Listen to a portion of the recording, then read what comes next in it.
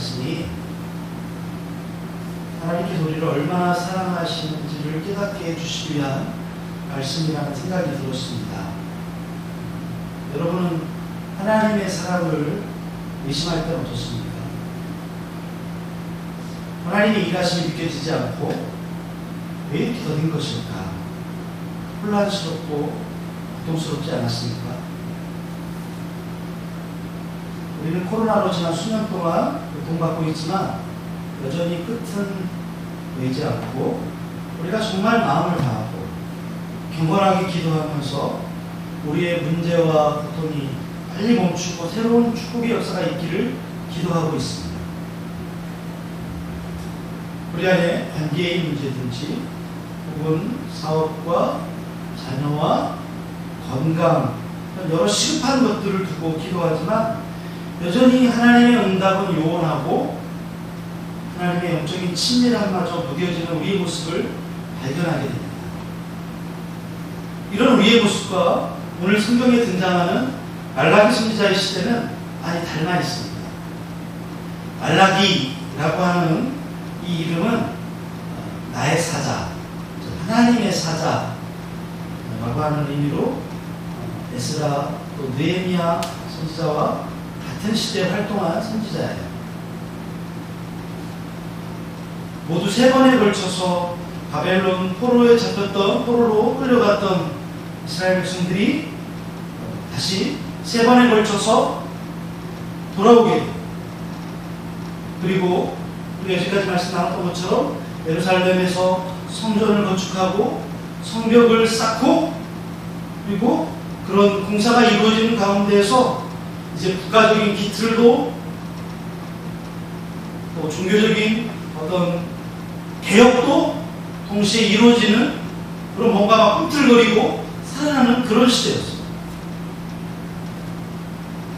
사람들의 마음 가운데 이제 다윗 왕의 시대처럼 다시 우리는 영광을 누릴 거야, 번영을 누릴 거야. 하나님께서 우리의 예배를 받으시고 우리 모두가 그 영광 가운데 살 거야 라고 하는 그런 소망을 갖고 있었어요. 다시 예루살렘이 또 나라가 세워진다고 하는 그런 그 소식 때문에 여러 곳으로 흩어졌던 그 디아스포라, 흩어졌던 유대인들이 다시금 돌아오게 됩니다. 그리고 정말 그 안에 하나님 나라에 대한 기대감과 소명을 가지고 있었어요. 지금까지 고난, 아픔, 눈물의 역사 이런 것들이 깨끗하게 지워지고 하나님이 다 보상해 주시고 이제는 정말로 우리 하나님의 나라, 하나님의 택한 백성 그리고 하나님의 거룩한 백성으로서의 그 위상을 가지고 이제는 온 세상에 그 위상을 떨칠 수 있을 거라고 하는 그런 기대감들이 다 있었죠. 그러나 그들의 어떤 그런 소망과는 달리 그들이 그렇게 하나님이 약속하셨던 메시아 왕 하나님이 통치하시는 그 힘있는 나라의 모습은 쉽게 그려지지 않았습니다. 여전히 폐허가 된 땅들, 여전히 그 예전처럼 화려하지 않은 그런 하나님의 성전, 이 모든 것들이 다 만만치 않았어요. 정말 매일매일 기적과 같은 그런 역사로 이 땅이 급속도로 회복되어질 거라고 하는 그런 생각이 있었지만 현실은 정말 더디게 이루어진 거예요.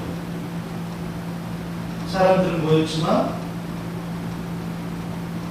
상황은 아직 국가적인 어떤 기본적인 자치권만 인정받았을 뿐이지 여전히 바사에게 조공을 바치고 식민지로서의 어떤 감당해야 될 의무가 너무 무겁죠.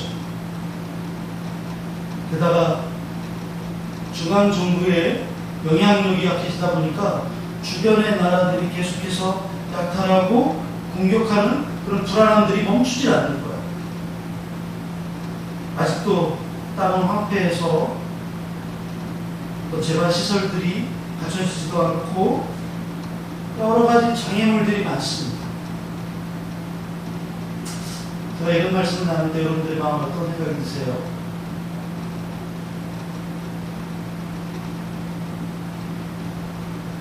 마치 우리의 모습들을 이야기하는 것 같지 않습니까? 이 시대에도 이런 암울한 현실이 종교적인 실망과 함께 하나님에 대한 불신으로 이어지게 되면서 그들이 처음에는 마음을 다했던 그 예배가 점점 소홀해지기 시작했고, 그리고 이전에 행하던 악습들이 자행되기 시작합니다.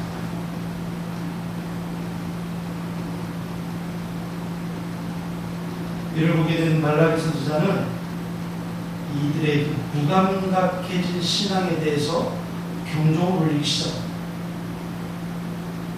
하나님께서 이 말라기 선지자를 통해서 주시는 경고의 말씀이 그 시대에 그래도 깨어있는 믿음의 사람들에게 경종을 울릴 것처럼 오늘 저와 여러분에게도 그나마 남아있는 우리 가운데 말씀으로 매일 매주 우리에게 그 말씀을 받고 우리가 그 말씀을 통해서 다시 한번 살아나고자 하는 저와 여러분들에게 회개와 회복의 시간이 되기를 예수님의 이름으로 축복합니다. 하나님의 사랑을 의심하고 예배가 무너지고 거짓과 탐욕에 물들어가는 그런 세대지만 귀 있는 자들이라도 그 혼탁한 시대에 대한 책임감을 안고 깨어 기도하며 살아가도록 하기 위한 하나님의 그 절규를 저와 여러분들이 듣게 되기를 바랍니다. 그래서 우리는 이 말라기 속 이스라엘의 영적인 참상을 바라보면서 가슴 아파하면서 동시에 하나님이 이 선지자를 통해서 울리시는 그 경종의 말씀이 저와 여러분에게도 똑같이 울려지게 되기를 예수님의 이름으로 축원합니다. 첫 번째로 하나님은 한결같은 모습으로 사랑하십니다. 말라기 1장 2절의 모습을 우리가 한번 같이 읽어보도록 할까요? 말라기 1장 2절입니다. 같이 읽겠습니다. 시작. 여호와께서 이르시되 내가 너희를 사랑하노라. 그러나 다시 한번 시작. 여호와께서 이르시되 내가 너희를 사랑하노라 하나 너희는 이르기를 주께서 어떻게 우리를 사랑하셨나이까 하는도다. 나 여호와가 하노라. 에서는 야곱의 영이 아니냐? 그러나 내가 야곱을 사랑하였고. 아멘.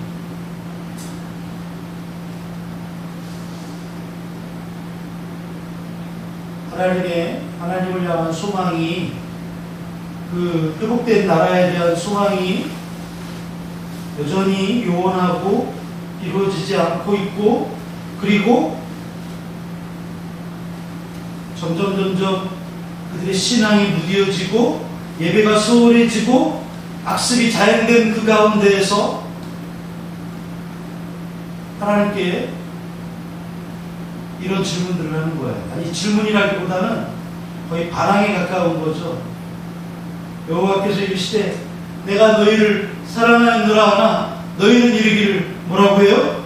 주께서 어떻게 우리를 사랑하셨나이까? 마치 이렇게 이해하면 돼요. 하나님과 이 백성들 사이에 말다툼이 일어나.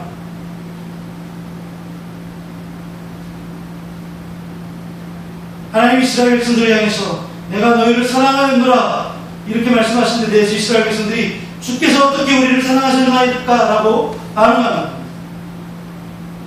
그때 하나님이 내가 에돔을 멸망시킴으로써 사랑했던, 그리고 나의 사랑은 여전히 변함이 없다 라고 말씀합니다.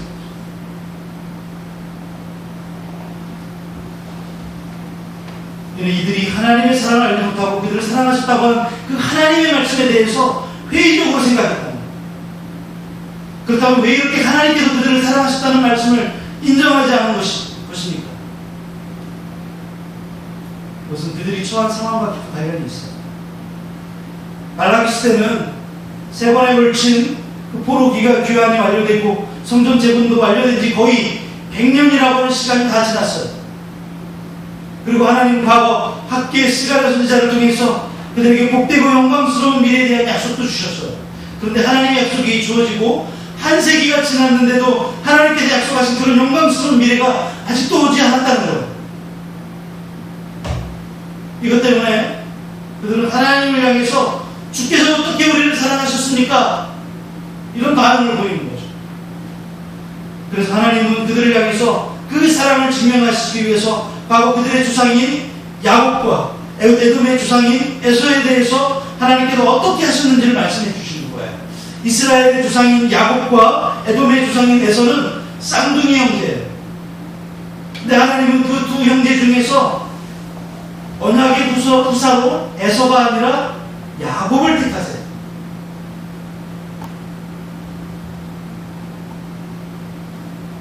야곱이 에서보다 나은 점이 있어서가 아니었습니다. 야곱은 간교하고 유약한 인물이에요. 그 댐댐이로 봐도 외적인 조건에서 에서가 훨씬 더 뛰어납니다. 그럼에도 하나님은 에서가 아닌 야곱을 택하세요.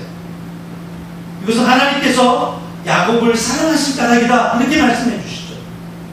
또 하나님은 이스라엘이 타락했을 때 그들 모두를, 이스라엘과 에돔 둘 다 하나님은 바벨론을 통해서 심판하셨어요. 근데 에돔은 다시 회복하지 않으신 반면에 이스라엘은 다시 회복하셨어요. 이것 역시 하나님께서 이스라엘을 사랑하신 까닭이다, 이렇게 말씀하고 있어요. 비록 이스라엘 백성들은 느끼지 못하고 깨닫지 못하였지만 하나님 그들을 변함없이 신실하게 사랑하셨고 그 사랑은 결코 변함이 없으시다. 그리고 말라기 당시에도 비록 하나님께서 그들에게 약속하신 영광된 미래가 아직 이루어지진 않았지만 하나님 여전히 그들을 사랑하시고 은혜를 베풀고 계시다. 만약 하나님께서 그들을 사랑하시지 않았다면 그들은 강대국들의 틈바구니에서 살아남기 어려웠을 거예요. 아니, 회복하기 어려웠을 거예요. 여러분, 우리나라에도 이 주변에 강대국들이 있어요. 그죠? 지리적으로는요, 이 중국과 일본이라고 하는 나라가 늘 역사적으로 보면 나라를 괴롭혀왔어요. 국제 정세로 보면 지금은 러시아라는 나라가, 또 미국이라는 나라가 우리 대한민국과 늘 가까이 근처에 있어요. 게다가 우리나라는 지금 이 한반도가 절반으로 나누어져서 이렇게 다투고 있어요. 우리 한국이 경제적으로나 군사적으로 세계 강대국이 되었다고 하지만 그 강대국이 된 중에서도 불구하고 중국, 일본, 또 러시아, 미국, 이 나라들은 북한, 우리나라보다 훨씬 더 군사력이 강해요. 경제력도 우리나라보다 더 많아요. 돈이 많아요. 우리나라가 한반도 5천년 역사 가운데 가장 잘 살고 있고 가장 강대한 지금에도 불구하고 이 주변의 나라들은 우리나라보다 훨씬 더 강하고 뛰어납니다. 이스라엘도 마찬가지예요. 애굽이라고 하는 나라가 원래부터 그렇게 강한 나라였어요. 이집트라고 하는 나라는 세계 3대 문명 중에 하나예요. 역사도 오래됐고 그 경제력, 군사력은 어마어마해요. 지금 이 시대에도, 그 말라기 선지자 시대에도. 지금은 바벨론이 멸망하고 바사, 페르시아라고 하는 나라, 이란, 이라크라고 하는 그 나라가 엄청나게 강한 나라예요. 게다가 새롭게 일어나고 있는 저 그리스, 로마 모두가 이 팔레스틴, 이 중동 지역 가장 모든 이 교통의 중심지고 비옥한 이 예루살렘에 있는 이곳을 항상 주시하고 있어요.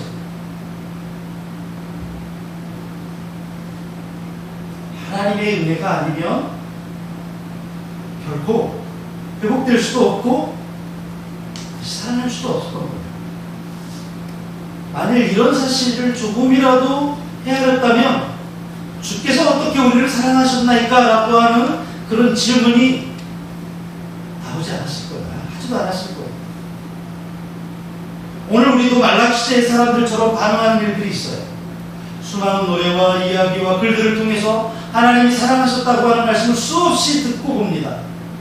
그런데 하나님께서 사랑하신다는 말에 그 말씀이 너무 익숙한 나머지 말라기 백성들처럼 우리 안에 그런 마음들이 일어나요. 주께서 어떻게 우리를 사랑하셨나이까? 이런 질문이 이 말라기 시대의 사람들뿐만 아니라 오늘 우리 안에도 일어나고 있다는 거예요. 그리고 하나님의 사랑에 대해서 냉소적이에요. 하나님께서 사랑하셨다는 말을 그저 상투적인 것으로 들어요. 많은 사람들이, 제가 사람들과 이야기할 때, 저희 할아버지가 목사님이세요. 저희 아버님도 목사님이셨습니다. 저도 목사입니다. 사람들이 이게, 와, 축복받았습니다. 대단합니다. 정말 하나님께서 축복하셨습니다. 우리는 그런 얘기를 들을 때마다 그런 거 없는 것 같은데, 하나님이 뭘 축복했는지 잘 모르겠는데요. 이렇게 말하고 싶은 생각들이 우리 안에 막 일어나죠. 하나님의 사랑이 굉장히 상투적인 것으로 들려요. 그래서 겉으로는 표현 안 하지만 감사할 줄도 모르고 불평하고 원망하며 사는 것이 우리 안에서 그런 마음들이 일어나요. 아니, 그렇게 오랫동안 하나님 일하기 위해서 수고했으면 세상 사람들하고 뭔가 좀 다르게 그래야 되는데 다른 게 없어요. 하나님이 우리에게 어떤 특별한 대우를 해주신 것 같지도 않아요. 네, 여러분, 우리의 눈이 자꾸 그걸 보려고, 그런 걸 보려고 해서 잠잠히 나 자신의 삶을 돌아보면서 하나님께서 해하신 일들 한번 해야 될 것이다.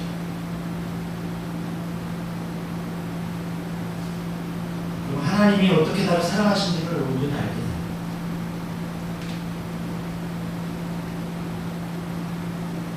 세상 많은 사람들 중에서 나를 택하시고 죄에서 구속하시기 위해서 그리스도를 희생하신 것이 가장 큰 사랑의 증거라고 말씀하셨어요. 지금도 말씀을 통해서 우리를 깨우치시고 다른 길로 인도하시는, 이것 또한 부인할 수 없는 사랑의 증거예요. 저 자신을 보더라도 내 인생에 여러 번의 굴곡이 있었던 것 같아요. 참 많은 기로에 놓였던 때가 있었던 것 같아요. 삶과 죽음, 또 여러 가지 중요한 기로에 있을 때 내 인간적인 결정과 인간적인 생각으로는 결코 여기까지 올 수 없었습니다. 하나님이 인도하십니다. 오늘 우리가 찬양 중에 은혜라고 하는 찬양을 불렀어요. 내가 걸어왔던 모든 길들, 내가 누려왔던 모든 것들이 다 하나님의 은혜죠. 근데 우리는 이런 걸 인정하기 싫어요. 그 정도는 남들도 다 누리는 거, 남들도 다 그 정도 누린다고 생각을 해요. 그렇지 않아요. 반대로 우리가 죄의 길을 갈 때 고난을 주시며 돌이키시고, 또 의의 길을 갈 때는 격려하시고 더욱 확실한 길로 인도하시는, 하늘의 신령한 축복으로 채우시는 그런 은혜가 우리에게 있어요. 죄의 길로 가도록 그냥 내버려 두시고 마음대로 죄짓고 살도록 그렇게 내버려 두시지 않았어요. 죄로 빠지려고 할 때마다 하나님 우리를 올바른 길로, 때로는 때리면서 막대기로, 지팡이로 우리를 인도하시고 깨닫게 하시고 돌이키면서 하나님 우리를 계속해서 때때로 격려하시고 위로하시고, 이게 하나님의 은혜인 거예요. 이걸 은혜로 누리지 못하면 우리는 어떻게 살게 되냐면 죄짓고 살게 되는 거예요. 하나님 없이 사는 게 더 편하다고 느끼는 거예요. 비록 겉으로 드러나 보이진 않지만 하나님 변함없이 우리를 사랑하시죠. 하나님의 그 사랑은 잔잔하지만 변함이 없으세요. 우리처럼 잔잔하지만 변함없는 하나님의 사랑을 볼 수 있는 영적인 눈을 갖고 하나님의 사랑에 감사하면서 그 사랑을 의심하지 않고 살아가게 되기를 예수님의 이름으로 축복합니다. 스바냐 3장 17절에 보면 선지자는 그렇게 우리에게 하나님의 사랑에 대해서 말씀하고 있어요. 여러분 천천히 한번 같이 목소리 맞춰서 한번 읽어볼까요? 시작. 너의 하나님 여호와가 너희 가운데 계시니 그는 구원을 베푸실 전능자시라. 그가 너로 말미암아 기쁨을 이기지 못하시며 너희를 잠잠히 사랑하시며 너로 말미암아 우리가 즐거이 부르며 기뻐하시리라 하리라. 여러분, 우리가 아이를 키울 때, 어린아이를 키울 때, 물론 아이를 키우는 자체가 전쟁 같았고 어떻게 키웠는지 우리 잘 기억이 안 나지만, 우리를 가만히 생각해 보면 잠잠히 그 아이를 쓰다듬으면서 우리가 눈을 감고 잠잠히 노래를 흥얼거리면서 우리 안에서 그 감동과 감격과 기쁨이 있었던 때가 있었죠. 하나님의 사랑이 이렇다는 거예요. 너를 잠잠히 사랑하시며 너로 말미암아 즐거이 부르며 기뻐하셨다. 하나님의 사랑은 그렇다는 거예요. 우리를 향하여서 그 사랑이 변함없으신, 잠잠하시지만 계속해서 우리를 향해 즐거워하시고 기뻐하시는 그것이 하나님의 사랑입니다. 오늘 그 사랑이 저와 여러분들 가운데 느껴졌으면 좋겠습니다.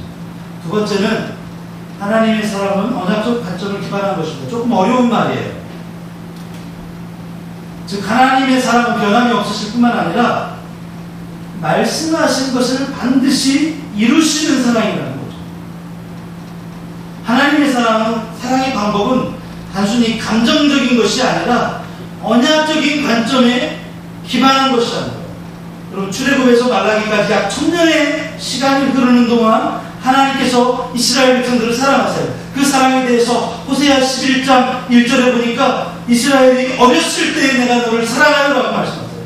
그리고 4절에 보니까 그 사랑의 줄로 그들을 이끌어가고, 그리고 이사야 43장 4절에 보니까 내가 내 눈에 보배롭고 존귀하게 여기면서 내가 너를 사랑했다라고 말씀하고 있어요. 언제 어렸어요? 이스라엘의 그 시작 때부터, 즉 아브라함이 시작할 때부터, 즉 모세가 이스라엘 백성들을 이끌어올 때, 그때부터, 너희 어린아이 그때부터 내가 너를 사랑했다. 그리고 너를 사랑의 줄로 이끌었다라고 말씀하시죠. 그런데 그 사랑이 어땠냐면 내 눈에 보배롭고 존귀하게 여기도 내가 너를 이끌며 사랑했다라고 말씀하셨어요. 신명기 4장 47절에 보니까 여호와께서 내 조상들을 사랑하신 거로 그 후손인 너를 택하셨다라고 말씀하셨어요. 그리고 신명기 7장 7절에도 보면 여호와께서 너희를 기뻐하시고 너희를 택하심은 너희가 다른 민족보다 수요가 많기 때문이 아니라 너희가 태어나기 때문이 아니다. 하나님은 아브라함 때부터 지금 말라기 선지자 시대까지 약 1500년이 넘는 그 시간 동안 변함없이 사랑하고, 이처럼 하나님께서 이스라엘을 사랑했기 때문에 하나님과 언약한 이스라엘도 당연히 어떻게 해야 돼요? 율법을 지키고 순종함으로 그 사랑에 반응하는 거죠. 그래야 되는 거예요. 근데 뭐라고 말했어요? 어떻게 우리를 사랑하셨는데요? 이렇게 반문하는 거예요. 하나님의 사랑을 전혀 깨닫지 못하는 아주 냉소적인 반응이라고 할 수 있어요. 하나님 이들의 질문에 대해서 내가 에서는 미워했고 야곱은 사랑했다라고 말씀하죠. 야곱의 선택은 무조건적인 선택, 무조건적인 하나님의 은혜. 여러분, 사랑과 미움은요 감정적인 표현이 아니에요. 언약에 근거한 선택과 선택하지 않음에 대한 표현이고, 결코 후회하심이 없는 하나님의 선택을 말하는 거예요. 내가 사랑해 줘봤더니 다 소용없네. 내가 기껏 키워주고 먹여주고 입혀줬더니 다 소용없네. 이런 후회가 아니라는 거예요. 하나님이 저와 여러분을 선택하셨거든요. 근데 우리가 하나님의 사랑에 대해서 막 냉소적으로 표현하는, 언제 우리를 사랑했어요? 사랑했으면 이 모습, 이게 뭐예요? 우리는 그렇게 반응하는데 하나님은 그렇게 반응하시지 않는다는 거예요. 말라기 오늘 1장 2절 3절을 보니까 이렇게 돼 있어요. 내가 야곱을 사랑하였고, 같이 읽어요. 에서는 미워하였으며 그의 산들을 황폐하게 하였고 그의 산업을 광야의 이리들에게 넘겼느니라. 네, 사랑하다, 미워하다, 이 말은 개인적이고 감정적인 의미가 아니라 고대 근동에서는요 외교 관계를 맺을 때 사용되는 그런 관념적인 용어였어요. 즉 동맹이나 적대 적대적인 관계라고 하는 것을 의미할 때 이 사랑, 미움이라는 단어를 썼다는 거예요. 그러니까 하나님께서 이스라엘을 동맹국으로 대접하시고 에돔은 적대국으로 취급하셨다라고 하는 것을 강조하는 게 바로 사랑과 미움이라는 거예요. 내가 너를 사랑한다라고 하는 표현이 뭐라고요? 너는 나의 동맹국이야. 이런 표현인 거예요. 그러니까 성경에서 가장 이 두려운 표현주에 내가 너를 알지 못한다라고 했잖아요. 알지 못한다라고 하는 것은 미워한다는 뜻이거든요. 그것은 무슨 얘기냐면 너는 나의 적대국이야. 그런 뜻이에요. 우리를 향해서 내가 너를 사랑한다라고 말씀하시는 것은 너는 나의 동맹국이야. 이렇게 대접해 주신다는 거죠. 하나님 우리를 이렇게 대접해 주신다. 말라기서에서 에돔은 이스라엘과 적대적인 모든 나라를 대표하는 상징적인 의미를 갖고 있어요. 하나님은 이스라엘 적들을 향한 이 하나님의 대적으로 취급하시고 이스라엘을 향한 애정과 사랑을 보여주세요. 그래서 에돔을 심판하는 거예요.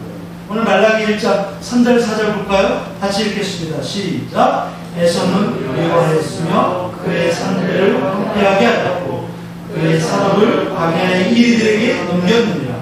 에돔은 말하기를 우리가 무너뜨림을 당하였으나 황폐된 곳을 다시 쌓으리라 하거니와 나 만군의 여호와는 이르노라. 그들은 쌓을지라도 나는 흘리라. 사람들이 그들을 일컬어 악한 지역이라 할 것이요 여호와의 영원한 진노를 받은 백성이라 할 것이는데, 여기 초록색 글씨가 잘 안 보이죠? 그의 산들을 황폐하게 하였고 그의 산업을 광야의 이리들에게 넘겼다. 누가요? 하나님이 그들을 이렇게 멸망시켰다는 거예요. 그런데 뭐라고 해요? 우리는 다시 쌓을 거야. 하지만 하나님은 어떻게 해요? 그들은 쌓을지라도 나는 헐리라. 하나님의 심판, 하나님의 진노는 이런 거예요.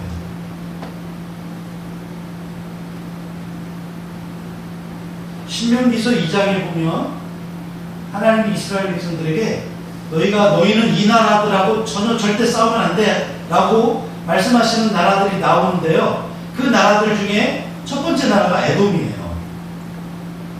에돔, 모압, 암몬, 이 쉽게 말하면 다 그 이스라엘의 형제들이에요. 야곱의 형제들이에요. 근데 하나님이 그런 형제 국가들이 그들과 싸우지 말라라고 했던 그 에돔을 향해서 뭐라고 하시냐면 내가 심판하겠다. 이렇게 말씀하시는 거예요. 왜 하나님은 에돔을 향해서 이렇게 말씀하고 있을까요? 에돔의 심판을 말씀하는 이유가 나와 있어요. 그게 뭐냐면 예루살렘을 저주했기 때문에, 즉 이스라엘 자기들의 형제 동족인 그들을 저주했기 때문에. 시편 137편 7절에 보니까 그들이 예루살렘이 멸망할 때 했던 저주가 나와요. 뭐라고 나와요? 헐어버리라 그 기초까지 헐어버리라. 이게 누가 한 말이에요? 에돔이에요. 이스라엘이 멸망할 때 다 부셔요, 다 없애버려요, 다 멸망시켜요, 완전히 뽑아버려요. 이런 말을 했다는 거예요. 또한 오바댜 선지자는 그들이 바벨론이 예루살렘을 침공할 당시에 같이 싸워주지 않고 방관하고 기뻐했기 때문이다 라고 말씀했어요. 스크린에 나오지 않는데 오바댜서 1장에 보면 이런 그들의 저주가 나와요. 네가 형제의 날, 곧 그 재앙의 날에 방관할 것이 아니며 유다 자손이 패망하는 날에 기뻐할 것이 아니며 그 고난의 날에 내가 입을 크게 벌릴 것이 아니며 내 백성이 환난을 당하는 날에 그 성문에 들어가지 않을 것이며 환난을 당하는 날에 네가 그 고난을 방관하지 않을 것이며 환난을 당하는 날에 네가 그 제물에 손을 대지 않을 것이며 내 거리에 서서 그 도망하는 자를 막지 않을 것이며 고난의 날에 그 남은 자를 원수에게 넘기지 않을 것입니다. 어떻게 했다고요? 그러니까 그 재난에 방관하고 기뻐하고 입을 크게 벌렸다는 것은 기뻐했다는 뜻이에요. 성문에 들어갔다는 말은 왜 들어갔겠어요? 훔치고. 예루살렘이 멸망당하고 있는 그때 각자의 집에 들어가 훔치고 빼앗아오기 위해서. 게다가 내거리에 있어서 도망가는 사람들을 못 도망하게, 오히려 그들을 원수에게 우리가 잡았어요. 그래서 그들을 더 동족을 괴롭게 하는 거예요. 그래서 하나님 뭐라고 하시냐면 네가 행한 대로 너도 받을 것인즉 네가 행한 것이 내 머리로 돌아갈 것이다. 이게 누구에게 한 말이에요? 에돔에게. 하나님 언제 우리를 사랑했어요? 어떻게 우리를 사랑했어요? 그럴 때 내가 에돔을 멸망시켰지 않냐? 에돔을 멸망시킨 게 우리하고 뭔 상관인데요? 에돔을 멸망시킨 것은 내가 그렇게 하리라고 한 것을 드디어 이루어주는 거죠. 그렇게 이루므로써 나의 사랑이 지금도 변함이 없다. 그것뿐만이 아니라 아브라함 때부터 모세가 그들을 애굽에서 출애굽시킨 그때 이 약속하신 모든 그 수많은 말씀들을 지금도 다 이루고 계십니다. 여러분, 오늘 우리 삶 가운데 여전히 풀리지 않고 여전히 해결되지 않는 일들이 많이 있어요. 이 설교를 유튜브를 통해서 보시는 분들한테도 아마 동일하게 느끼고 고백하는 내용일 거예요. 분명히 하나님 말씀하시고 분명히 이루시겠다고 약속을 했는데 너무 긴 시간, 마치 말라기 선지자 시대에 이스라엘 백성들이 그 영광스러운 나라가 여전히 이루어지지 않아 절망했던 것처럼 아마 지금 실망하는 분들도 있을 거예요. 그러나 하나님은 아브라함으로부터 시작해서 신명기와 수많은 선지자들을 통해서 언약하셨던 그 말씀들을 이루어 주셨어요. 우리가 믿고 고백해야 될 것은 우리의 삶 또한 하나님이 우리를 귀하게 보시기 때문에 그 약속하신 하나님께서 반드시 그 약속, 그 말씀을 이루어 주시고 지금도 일하고 계시다고 하는 그 하나님이심을 고백해야 되겠습니다. 내 눈에 보이지 않지만, 내가 피부로 비록 느껴지진 않지만 하나님은 그 일을 이루시고 성취하시는 하나님이세요. 우리는 하나님을 경외함으로 하나님이 이루시고 그 성취하실 것을 기대하시기를 예수님의 이름으로 축복합니다. 말라기 3장 17절에 이렇게 말씀하셨어요. 같이 읽겠습니다. 시작. 만군의 여호와가 이르노라. 나는 내가 정한 날에 그들을 나의 특별한 소유로 삼을 것이요 또 사람이 자기를 섬기는 아들을 아낌같이 내가 그들을 아끼리니. 네, 그래요. 하나님은 하나님을 경외하는 자들을 얼마나 귀하게 여기시고 특별하게 여기시는지 말씀하세요. 하나님 당신을 경외하는 자들을 구원하시기 위해서 독생자 예수 그리스도까지 아끼지 않으시고 희생제물로 내어주셨어요. 그래서 우리를 하나님의 자녀 삼아 주셨어요. 자기 독생자 아들을 내어주시기까지 사랑하신 그 하나님을 통해서 하나님께서 얼마나 당신을 경외하는 자들을 귀하게 여기시는지 우리가 진단할 수 있어요. 하나님을 경외함으로 우리의 무뎌진 그 영적인 친밀함이 회복되기를 바랍니다. 세상은 우리를 알아주지 않지만 우리는 세상에서 평범하다고 못해서 아예 미천하기까지 보일지라도 하나님 우리를 소중히 여기시고 특별한 소유로 삼으실 것이라고 우리에게 말씀하셨습니다. 지금 우리가 처한 처지가 어떠하든지 우리는 당당하게 살아야 그리고 하나님을 끝까지 경외함으로 승리하는 우리 모두가 되기를 축복합니다.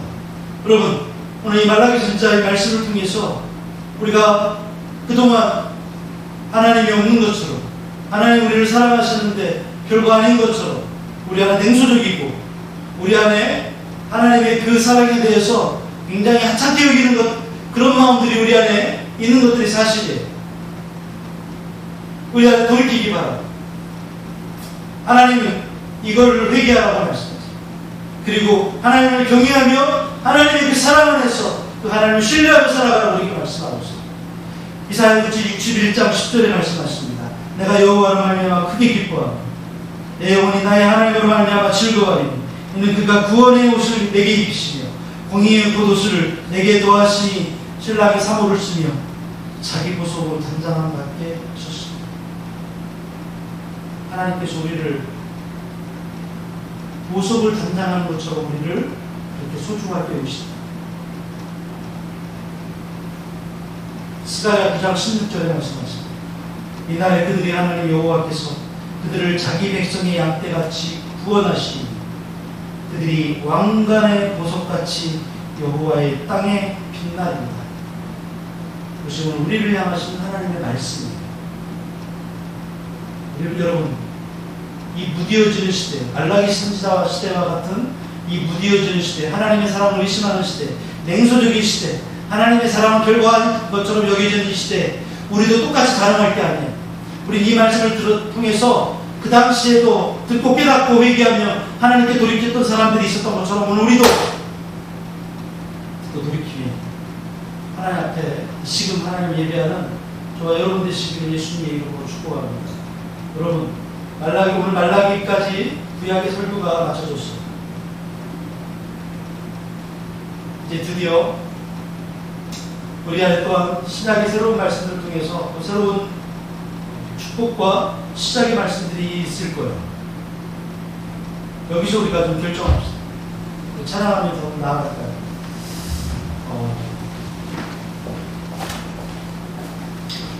스가랴 3장 17절 너희 하나님 여호와가 우리 찬양 부르십니다. 우리 하나님 여호와가 우리 하나님께서 우리를 사랑하신다고 말씀하세요. 그 하나님의 사랑에 우리 찬양을 통해서 고백했으면 좋겠습니다.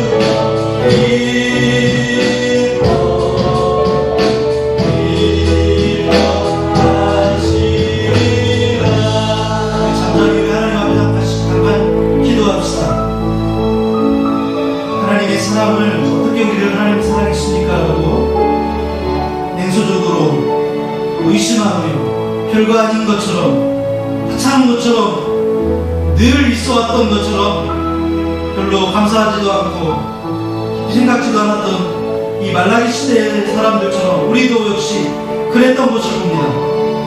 우리 시간 하나님 앞에 잠잠히 고백하며 회개하고 나갑시다. 하나님, 내가 그렇게 말했었습니다. 나를 용서해 주십시오. 하나님의 사랑을 잠잠히 느끼며 내가 그렇게 살아가겠습니다. 그렇게 고백하겠습니다. 내가 하나님의 사랑 안에 그렇게 살겠습니다. 잠잠히 그렇게 기도하면서 나갑시다.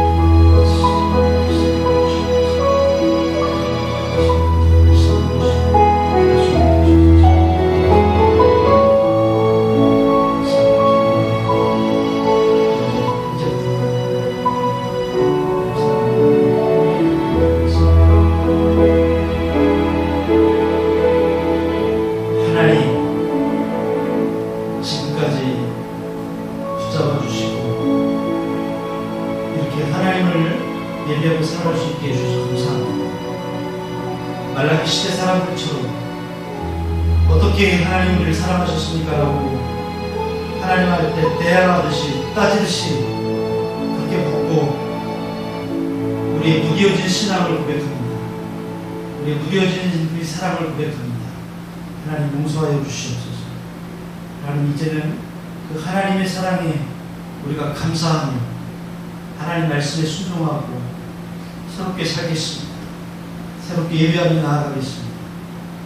제사장들이 무디어진 것처럼, 제사장들이 범죄하며 살았던 것처럼 하나님, 목사인 나도 하나님 앞에 온전히 살지 못했음을 고백합니다. 용서하여 주시옵소서. 하나님, 우리를 회복하여 주시옵소서. 이제는 하나님의 사랑을 잠잠히 느끼며 고백하며 이제는 하나님의 사랑 안에 살아가겠습니다. 우리 가운데 역사하여 주시옵소서. 우리 다시금 회복하시고 하나님 경외하며 예배하며 사는 우리 모두가 되게 하여 주시옵소서. 감사하고 예수님의 이름으로 이제는 축복하며 기도합니다. 이제는 그를 사랑하실 때 자기의 목숨을 아끼지 않으시고 십자가에서 내놓으시고 늘 하나님의 백성 되도록 끝까지 순종하시고 사랑하신 아버지 하나님의 예수 그리스도의 사랑하심과 아버지 하나님의 크신 사랑, 성령님의 감동감화 위로 교통하시는 역사가 오늘 하나님을 경외하며 하나님을 신뢰하며 믿음으로 살아가기 원하는 우리 모든 성도들 위해 자녀들과 우리 직장과 일터 위에 이제로부터 영원토록 함께 하시길 간절히 축원하옵나이다.